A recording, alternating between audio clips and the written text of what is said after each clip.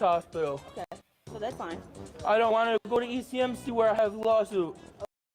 Okay. I want to just sleep in a where I'm not going to be put on the, where I'm not going to cross streets or anything. Okay, Andy, you know that sleeping in a park is not safe, right? What? You know sleeping in a park is not safe. It's safer than crossing streets. It's not. Why? It's just Why? because a lot can happen in a park. Well, then you guys shouldn't have discharged me to my dad's house then.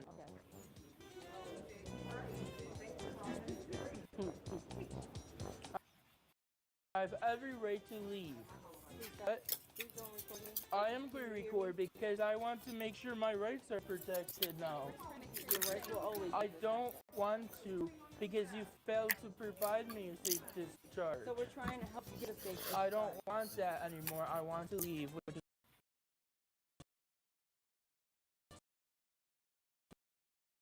my right. Okay. Here is a conflict of interest, CMC. Okay, thank you. You're welcome. That's all we wanted. Thank you. Thank you. The hell? Okay.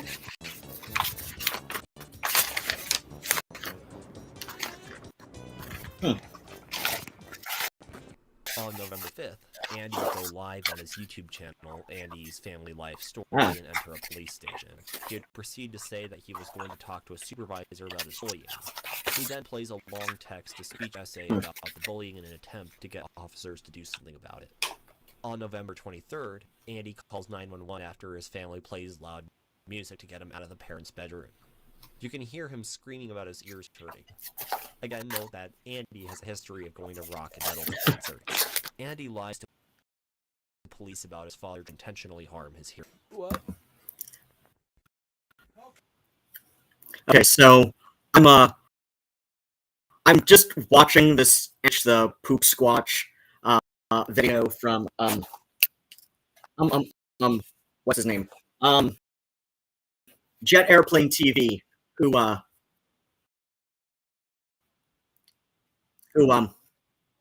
does the who Daniel Larson videos that I think I've watched on stream before, and the but I've got my earbuds in right now because this is funny. This is funny. It's like it doesn't matter how many times I watch videos of Daniel Larson, my cats are fine, and Daniel Larson will be shouting and screeching and everything. Andy Ditch and freaks my cats out, right? So, like my cats are fine, you know, when I'm watching videos about Christian or videos about Daniel Larson, even videos about Shani for Christ. But the videos about Andy Ditch's voice freaks my cats out. So that's why I've got the earbuds in right now. Even though now it's kind of a little bit much for me, but you know, I got muted right now because I'm talking, and I want this to go by a little bit fast. Or you know what? I can just skip over this in a few. Like, if we got more than a couple people watching the stream in a bit, just skip ahead to I will just but yeah, if I've got more than a couple people joining to watch the stream in a bit, I will just skip ahead to the to the video that I have queued up after this, which I am so glad that the take audience suggestions, like not even associated with the not even Patreon suggestions, because it was one of the oh crap, it was a casual criminalist video. Hold on, let me search that. I've got it muted on my end as well, but so let's see, it wasn't the latest one, because look, the Ypsilanti from a day ago, right? So this was like just posted a little over 24 hours ago, going by YouTube's fuzzy numbers stuff. So let's see, what was it? Which one was it? It was not the most recent one. Do we have yes, kitties? Can we search by by writer. All right. Okay. Hello, Miss Phoebe. Hi. So let's see. It wasn't this one. It wasn't Gary Ridgway, author by writer, whatever. No, not Unabomber. Are these all the ones written by Kevin? No, not that one. I want to say this one was a little over a year ago. Really? Okay. Oh! You know what?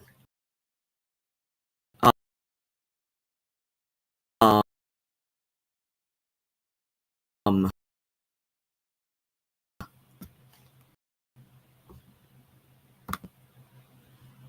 muted. I don't have to listen to shrill fake autism voice. And yes, I will. Okay. It was okay. Yeah, a little over a year ago. So okay, it was so it was this one, and I do believe. Shit. I hate the touchpad mouse on my goddamn laptop. Like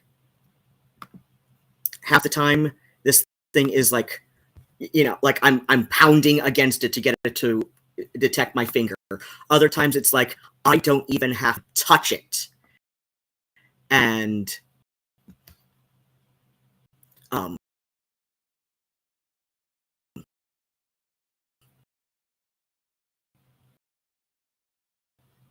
like I could just be like hovering my finger. Oh, here we go. So, wait, why is his reply hidden? Or something. Okay. So, yeah, because I remember when I commented this, anyone else think that Kevin just wants to torture Simon at this point? And he replied something like, not every video that he writes for a Simon Whistler video is about, child torture or, child unaliving.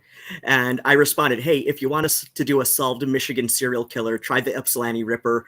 I used to live down the street from where he did at least one of them. So yes, like I literally suggested this, as we can see. So I'm kind of excited to watch this on stream. And I don't know, I should probably change the stream title on can I do that on YouTube? Or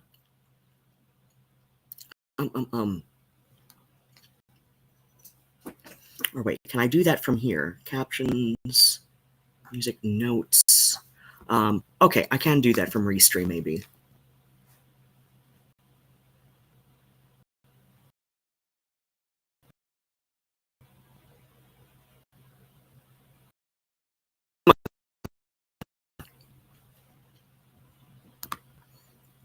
The thing.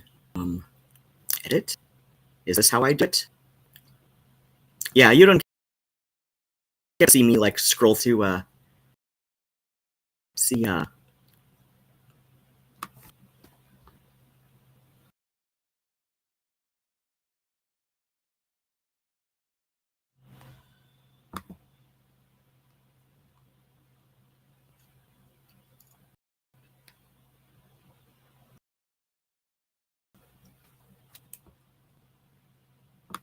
Okay, edit.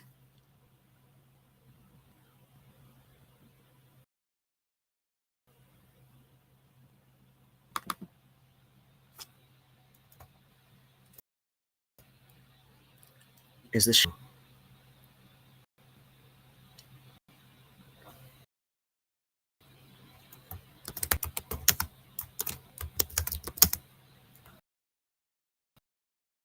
Hello.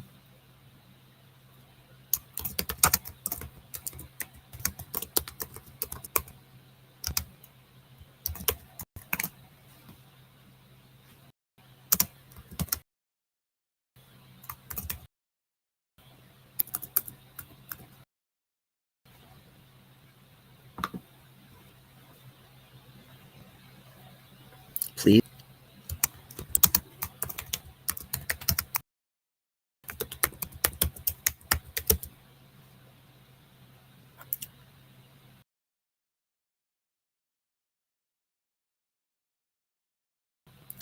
Hi, memory usage detected. Oh, crap.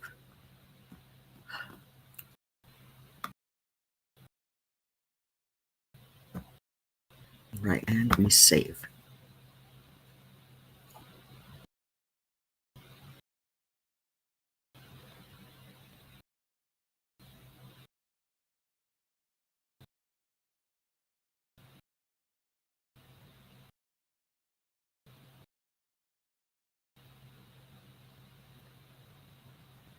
Are we saving?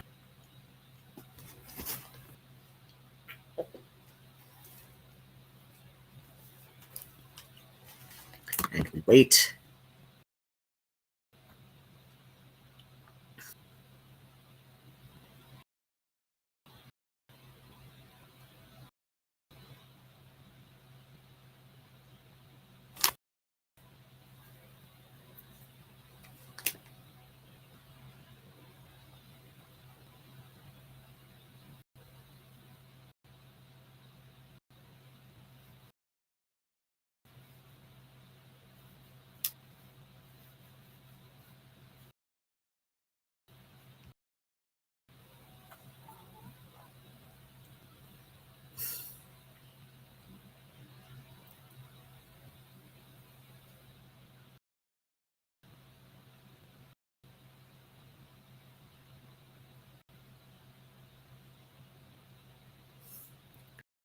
Please just work. Just do what I ask.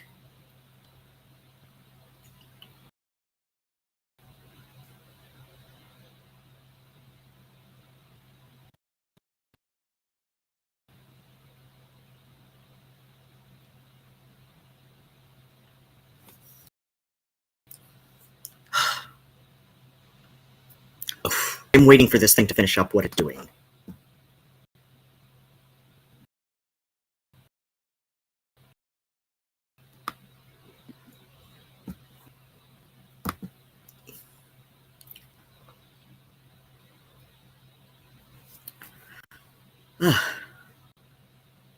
Seriously.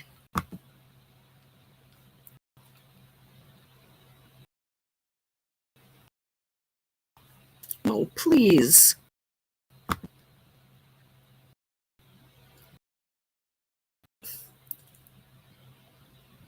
I'm not a happy camper.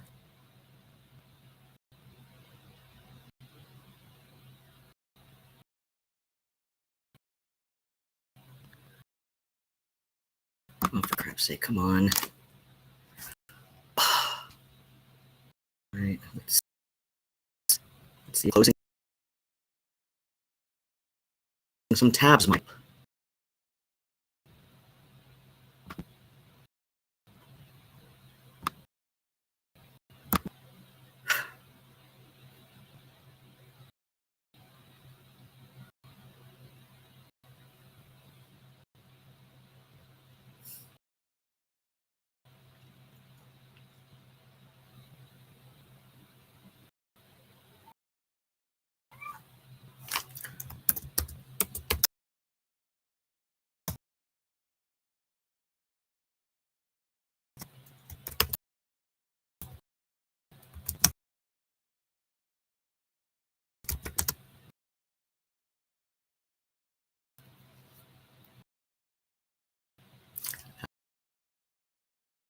Hello?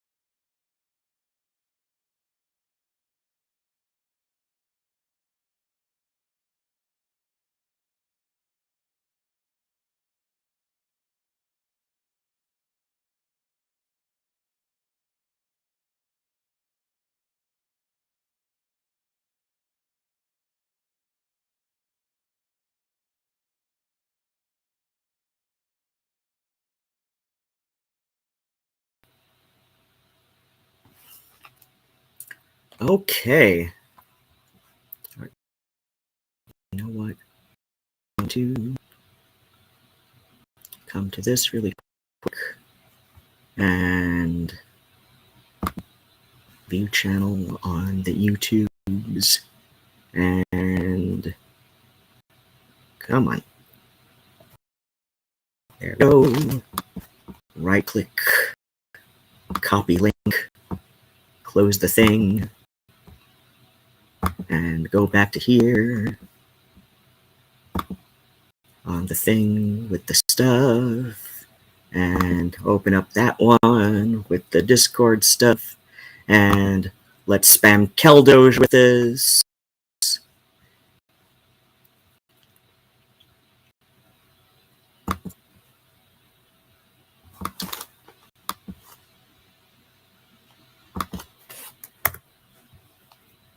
And you know what? Let's also go to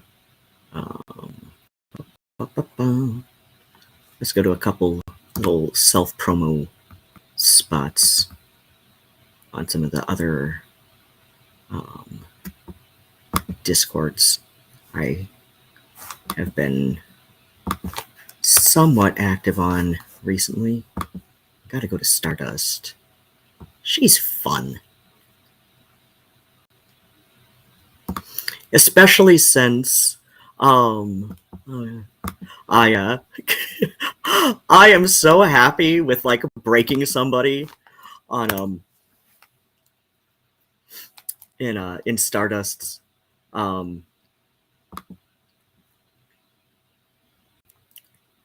in Stardust's Discord recently, because I noticed, actually I've noticed for a damn while, like a hot minute and a half, that JoJo Siwa and Charlie Kirk have this same deal where their looks smaller than their face, right? And you know, they've got the small face in the middle of the face syndrome, right? And I shared like a couple of screen caps displaying this in Stardust's Discord, and somebody said, "God damn it, I hate knowing this." And hey, it's like, I saw it, now everybody else has to see it, because that is I guess just how I operate these days, where okay, so let's unplug the thing, and I am not really sure where the mic on my laptop is at, so I'm hoping it's not too far off from stuff. Oh right, is the thing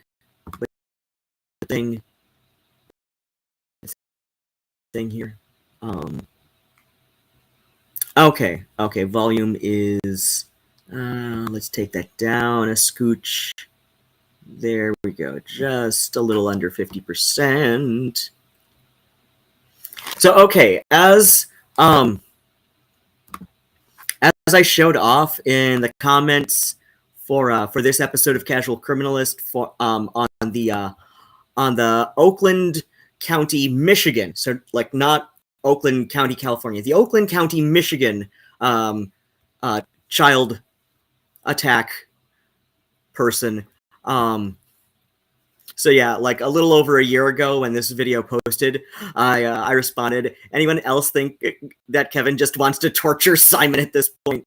Because Simon Whistler has made it very clear that the ones, you know, where the victim is, you know, a child, you know, or many children, are especially hard on him, because, you know, in no small part because he's got his own kids who are like 3 and 4 right now, I think he said. And somehow, like, Kevin's comment on this disappeared, but it was something along the lines of, you know, hey, since the last time he did a video about child victims, because, you know, he was the writer on this one too. And I said, hey, if you want a solved Michigan serial killer, try the Ypsilanti Ripper. I used to live down the street from where he, you know, allegedly did at least one of them. To be fair, they didn't have enough evidence, at least to my understanding, they didn't have enough evidence to link him to that John Norman Collins, I believe. So like I don't think they had enough evidence to link one of the deaths to that particular house. Now it's a frat house he used to be a member of, and as were like the rest of them away for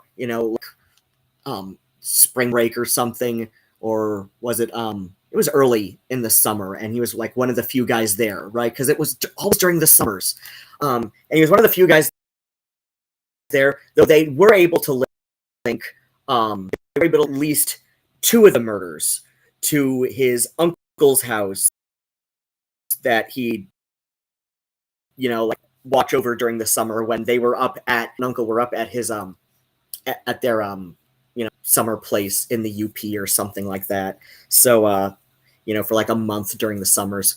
So anyway, so that's like how I know a lot about this. And like I said, like I literally suggested this one to Kevin. I am hoping Kevin was the writer on this one because I think he can do it pretty well. Anyway, I've got a couple people watching. One on YouTube. Hello, everybody. Welcome back to another episode of Criminalist. I'm your host, Simon, as always, and today... So yeah, like, this is the first...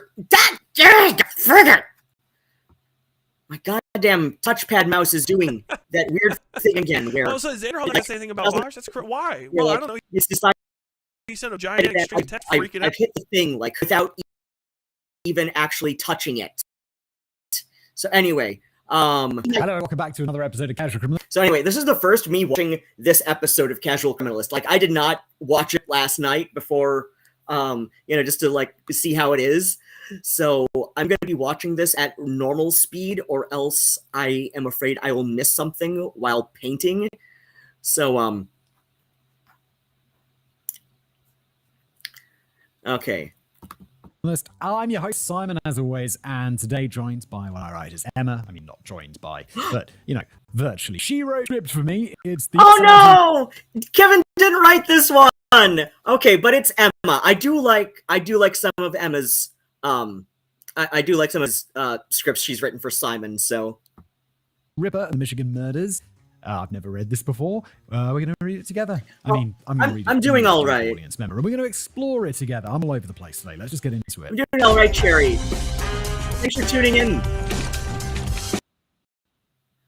Okay, so I did recommend this. Somebody with the I did recommend this, just as a general topic. So all right, we've got 2 watching on YouTube, 1 on Twitch, allegedly. Oh wait, can I do that? Can I pause from... No, I can't. Okay, so I've got the thing going on Restream, and so I'll be like checking back to chat every so often because I don't know a more easier way to do it this way. We're all fascinated by serial killers. You're here watching a channel about it, aren't you? So you would be. After all, you wouldn't be here if you preferred listening to period dramas while you did everyday things like cooking, cleaning, driving, or falling asleep. And yet, the odds of you ever coming across a serial killer are slim. You're far more likely to die in a car crash from a heart attack, malaria, or if you live in the US as a result of gun violence. Well, what if the serial killer was using gun violence, Emma? How about that? In 2020, 21,570 people were murdered in the United States, and it's estimated that 2% of those people were murdered by a serial killer. That's 431 people. But the estimated number of possible victims could be even less when you take into account that according to the Serial Killer Statistics Database, there are only 42 active serial killers in the US at this very moment. Honestly, that seems like a lot. That's kind of crazy. There could be dudes out there like Ted Bundy. Wow. And most of these are not going to make national news, right? Most of these are not going to make national news, which just floors me. 42 active serial killers in the United States right about now. Is believed to be, is up to that many, right? And most of these you're not going to hear about nationally until, somebody does a YouTube video about it or, a true crime podcast episode about it, right? Like most of these are not going to make headlines. You'd think that at least like 1 or 2, like 2, maybe 3 of them are going to overlap and, So there may be, less. It's just there are believed to be up to 42. That is weird. That is weird. That is so weird. It is so weird to me.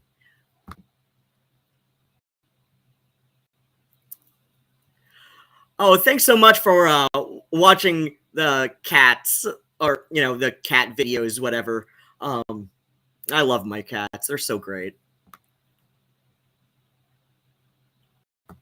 And I don't know, people we haven't even given a name to yet, like the cut your face off Slayer or whatever, that are just roaming around earning their nicknames. Oh, which is just there's 42 of them, dude. That's like a room full of people. According to the Department of Social Studies and Humanities at Northeastern University, this is not only because we've learned to be better parents than our post-World War II counterparts, but also because we've become better at avoiding and identifying potential serial killers. Between 1970 and 1999, aka the golden age of serial killers, why would you call it the golden age history? Call it the nightmare time of serial killers. Why do we have to give genius 9 serial killers in S? God damn.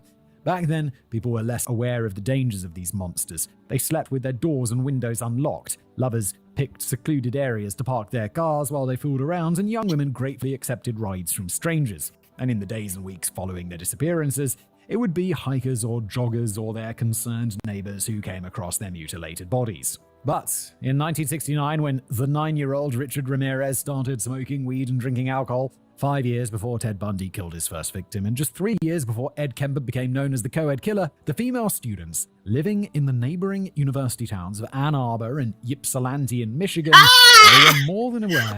He's saying it wrong. It's Ypsilanti. Ypsilanti,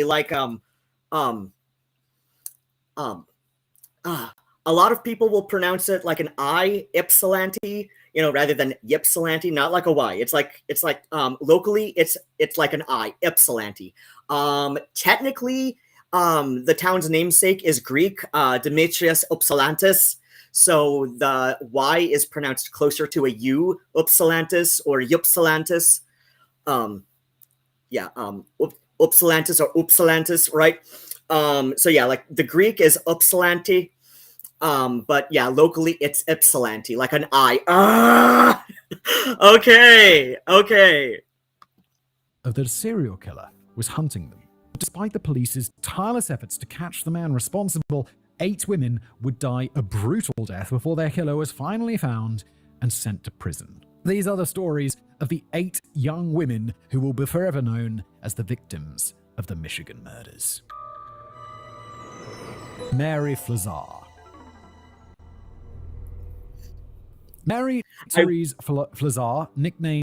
I will say though, there's a TV show, A Crime to Remember, that I believe it's on ID, Investigation Discovery. That one, basically Discovery's true crime channel, right? And they did. It was episode 3 of season 1, I believe, was on the Ypsi Ripper. And okay, first off, they pronounced the town's name properly, or at least how the locals pronounce it.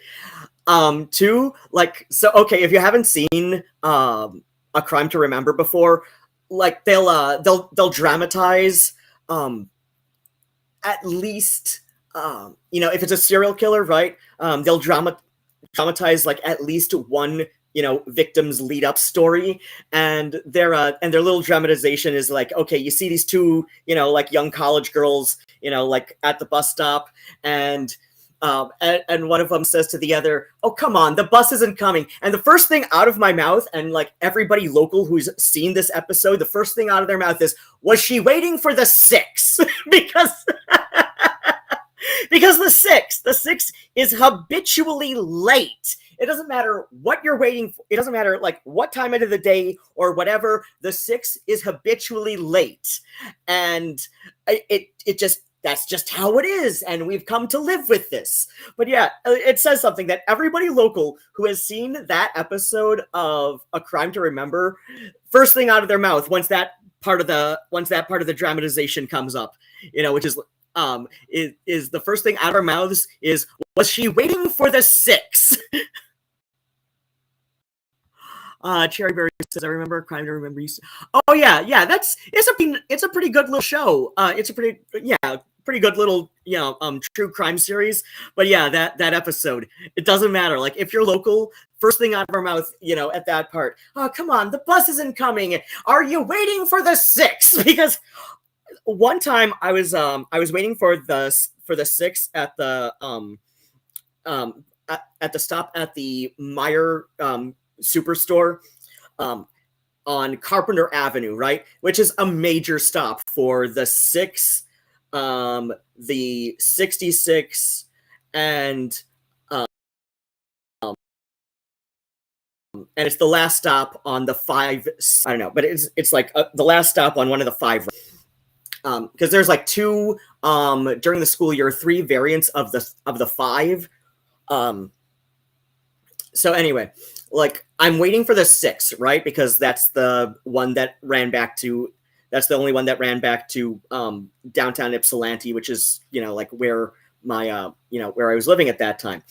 And I swear to God, a 6, it just evaporated because like when the guy came, I said, what kept you like 40 minutes late? And he says, oh no, I'm only 10 minutes late, which means that there was another bus. This means that there was another 6 that was supposed to be there about 40 minutes before he was, right? And so it just evaporated. It like, I don't know.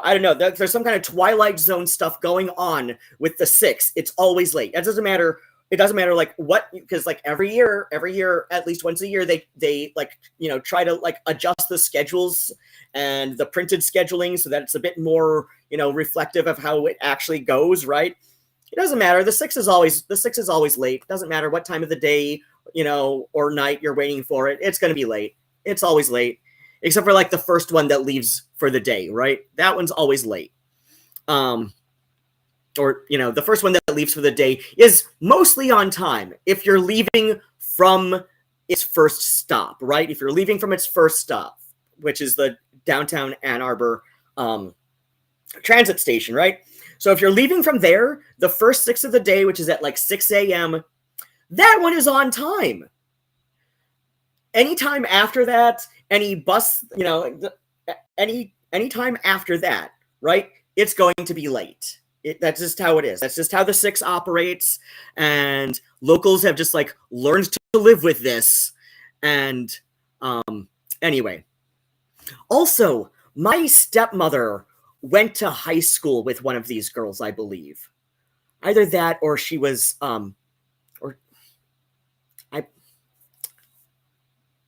she's somehow like she's either directly or 1 degree of separation from one of the victims of John Norman. Named Chi-Chi was born on the 4th of December 1946 in Ypsilanti, Michigan, to Chester and Teresa. Ypsilanti! All right, I'm going to try to stop doing this after he says it. Lazar. Mary was one of 7 siblings and grew up surrounded by her extended family. They were originally from Poland, and her parents owned a farm outside of Willis. They're devout Catholics and involved in their local community. Mary loved the Beatles, played the probably not all at once. She played the it's like I'm sure she played the bass drum, but the way it's phrased is like she played the piano in the marching band. It's a big thing to march around with. She had a weakness for shoes, wanted to become, I hope those were Bessie shoes, Mary, wanted to become a French interpreter, and in 1985 she started her studies in French and accounting at Eastern Michigan University in Ypsilanti. After being awarded a 4-year scholarship, she also started working part-time at the university registration office in McKinney Hall for a bit of extra cash. Mary's friends would later describe her as being confident and self-assured. Mary wasn't your typical party girl. She preferred to curl up on her bed and play guitar and was more than comfortable with her own company. She wore big rimmed glasses, didn't have many male friends, and as far as her parents knew, she hadn't been dating anyone in particular at the time. In June of 1967, Mary moved into an apartment in Ann Arbor with a friend of hers called Nancy Damascus. Later that same month, Mary, her sister Sheila, and 2 other girls took a trip to Montreal in Canada so that they could attend Expo 67, or the 1967 International and Universal Exposition. They spent a week there, and Mary bought her family several souvenirs and bought herself a silver commemorative Expo 67 medallion that she took to wearing on a chain around her neck. Wow, it sounds like she went to a festival, but she went to like an exposition. This is the past. It's so wholesome. On the evening, I mean, we're talking about she's going to get murdered, so less wholesome than I just said. But, you know. On the evening of Sunday, the 9th of July, 1967, Mary told her roommate Nancy DeMassalis that she was going that for a is walk, timed explaining that she lovely. needed to get out of the stuffy apartment. That's timed lovely, like almost that's timed lovely because this episode premiered about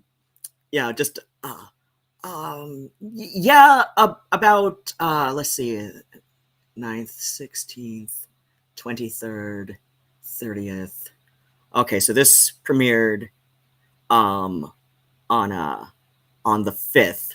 So okay, let's see. 9th to the 16th, 16th to the 23rd, 23rd to the 1st, or to the 30th. Oh wow. Okay, so yeah, like just shy of like 4 weeks after the anniversary. Goddamn. Or at least of the one young woman. It has also been suggested that she wanted to give Nancy and her new boyfriend some privacy, so Mary grabbed her keys and headed outside. Yeah, she'll be like making out on the couch or whatever. And she's like, I'm just gonna get some fresh air. It's like, okay, see you guys later. You just wander around for like an hour. Their apartment was just across the street from the University of Michigan's campus building, and the tree-lined streets were broad, well-lit, and safe. So when Mary didn't return home that night, Nancy didn't think anything of it, thinking that Mary was probably visiting with her sister Sheila, who lived nearby. The next morning, at around 8 a.m., Nancy received a call from the registration office where Mary worked. Mary had been out for work, so Nancy called Sheila to ask if Mary had spent the night at her place. She hadn't, and from her walk, immediately called their mother to let her know that Mary was missing. Mrs. Flazar dropped everything and drove to the apartment that Mary had moved into just a few weeks earlier. At first glance, all of her belongings were still there, including her purse and driver's license. The only missing things were the outfit she'd been wearing the previous night, the silver Expo 67 medallion she wore around her neck, and her keys. Mrs. Flazar called her husband from Mary's apartment and told him that Mary was missing, and together the two of them drove to the Ypsilanti police and reported their 19-year-old daughter missing that very same day. Now, this is usually where we explain that the police didn't take her disappearance seriously. And they didn't. Oh no. I thought this was going to be, but in this case, it's like police being used. Oh, Emma psyched him out. That's lovely. I love how the writers kind of torture son. That's kind of comments on Jerry Berry says, when mom was alive, your mom used to think they said, are you waiting for the 6? I was like, no, mom, they're saying 6. I got a paint by numbers kit from Michaels, and I'm not going to do it like, perfectly along with how it's done up, because I've got all these other additional paints. So, yeah, I'm going to do some of my own touches to it, like trade out a couple of the colors, etc. So, yeah, I just wanted to do something like chill while I'm watching this.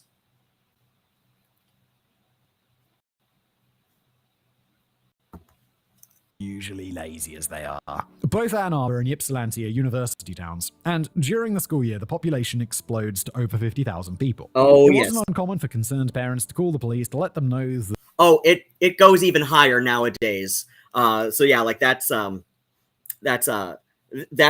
1967 figures that they've got. Yeah, it gets even bigger these days, which I kind of hate, but at the same time, it also means that it's better for when I'm out busking.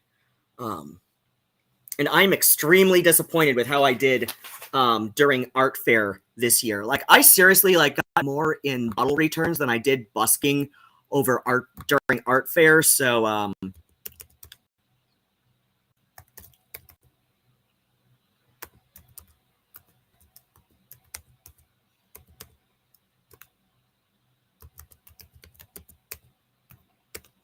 So yeah, feel free to check out the PayPal link I've got for everybody, and that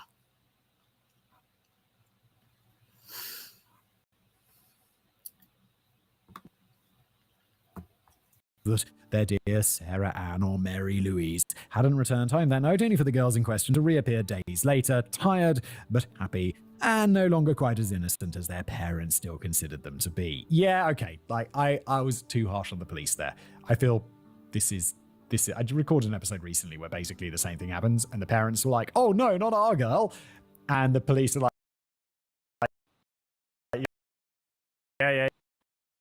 yeah, sure, yeah. Decisions that Mary wasn't the kind of girl to stay out all night. The police reassured them that she would probably reappear within a day or two, but Mr. and Mrs. Flazar continued to insist that something horrible must have happened to their daughter, and on the 12th of July 1967, the Ypsilanti police finally filed a missing persons report for Mary. Detective Lieutenant Vern Howard was assigned the case and started his investigation by interviewing the Flazars, Nancy, their neighbors, and anyone else who might have seen Mary that day. This enabled him to establish a timeline for the day when Mary had gone missing. That Sunday morning, Mary had attended Mass at St. John's Catholic Church in Ypsilanti. She went to work at McKinney Hall at around 7:30 a.m., where she helped with the registration for an upcoming cheerleading conference. At 5 that afternoon, she was supposed to meet up with her sister Sheila and 2 cousins at the nearby Silver Lake. But by the time she arrived, the state troopers were turning people away since the facilities were already full. Instead, Mary spent the next 2 hours on the beach at Half Moon Lake, where a friend saw her playing songs on her guitar for a group of children. Sheila and their cousins arrived at Mary and Nancy's apartment at around 7:30 p.m. to say hello and pick up a book, but Mary hadn't returned home yet, so the 3 of them left. Mary arrived home 10 minutes later, took a quick shower, got dressed into an orange polka dot dress with tan sandals, and then announced her intention to go for a walk at around 8:20 p.m. At least 3 people saw her walking around campus that night. One of them was a campus policeman who'd helped her out once when her car didn't want to start. The other 2 were Gerald and Nancy Durand, who lived a few houses down the street. Gerald Durand was a friend of Mary's uncle, and Mary would greet them whenever she passed by their house. Gerald would later tell the police that he and Nancy had been sitting on their porch when they saw Mary walking back to her apartment that night. They watched as a bluish-grey two-toned car pulled up alongside Mary. They saw that the young man driving the car leaned over the passenger seat and asked Mary something, but Mary shook her head and kept on walking. The young man then sped down the road and roughly pulled into a driveway, blocking Mary's path. Again, he leaned over the seat to ask her something, and again, Mary shook her head no and walked around the car. Frustrated, the young man pulled out of the driveway and his tires screeched as he drove away.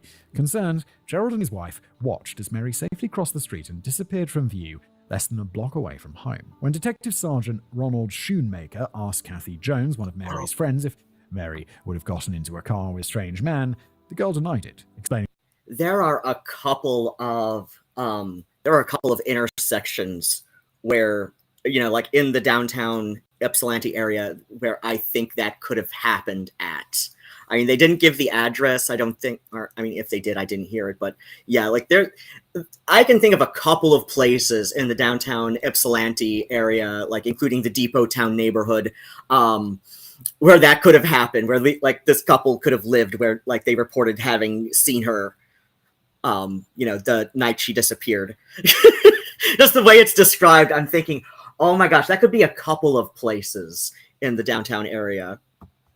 That Mary was still shy around men and that she was, quote, a conservative Catholic who was just starting to feel comfortable with her femininity. Furthermore, Kathy had met Mary during a self-defense class on campus, and Mary was more than aware of the dangers of getting into cars with strange men. Yeah, and you're also way likely to get into a car with it'd be like, you just blocked my path. You just screeched in front of me. You were following me. I'm not going to get into the car with you, you psycho. I wasn't going to get into the car when you seemed normal. On the 7th of August, 1967, Mary had been missing for a month when 2 15-year-old boys came across a body on an abandoned farm just north of Ypsilanti.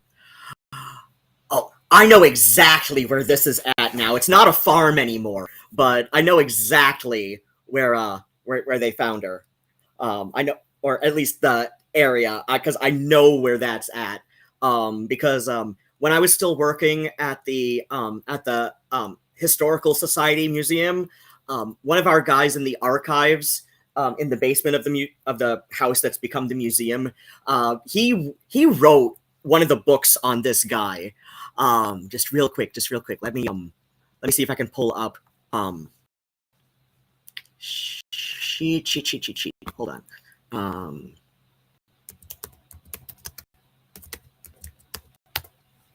Hold on. Let me see if I can pull up the book my mom wrote.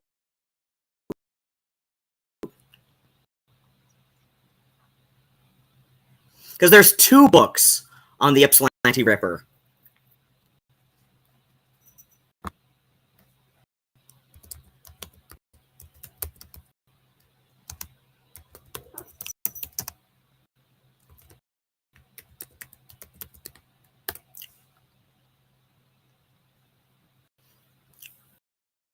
Hi.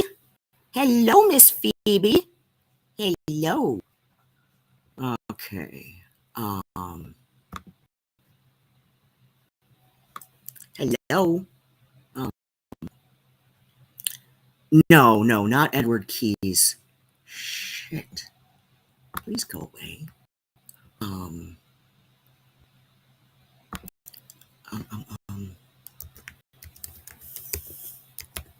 Okay, let's see if I can find it this way. Seriously? No, it's not that one. So Edward Keyes one.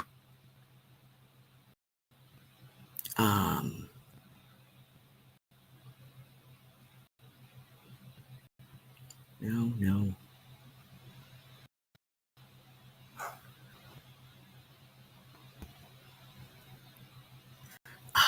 Gregory A. Oh my gosh! Okay, Gregory A. Fournier. This one is not sounding familiar either. Crap. Terror in Ypsilanti. But yeah, if his name is Gregory A. Fournier, he may be related to I refer to her as my ex-mother-in-law. We were never legally married, but yeah, best ex's mom. She's a Fournier, and she's somehow related to every Fournier in this part of the state.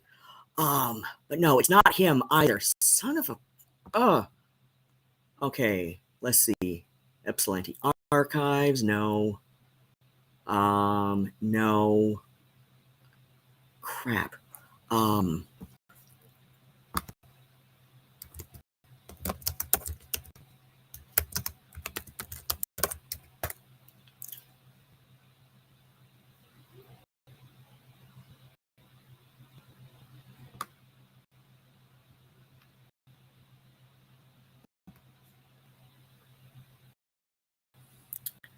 Oh my gosh, there's obviously more than 3 books about him now. What the crap?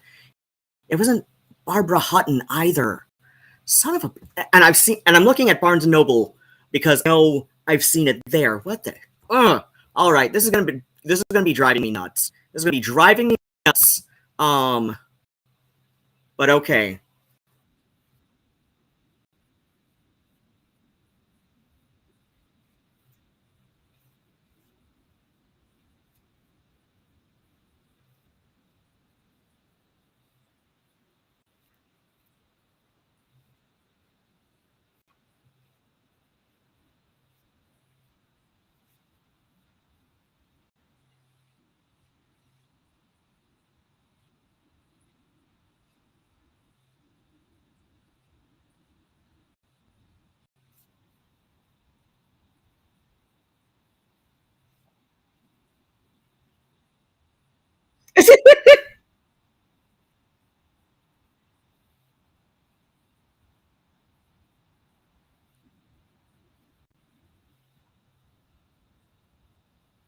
Washtenaw! How difficult is Washtenaw? Bearded man I could ever love, but you are bad at words. Yes? Oh, never mind. That's a puck light that I put up in the closet.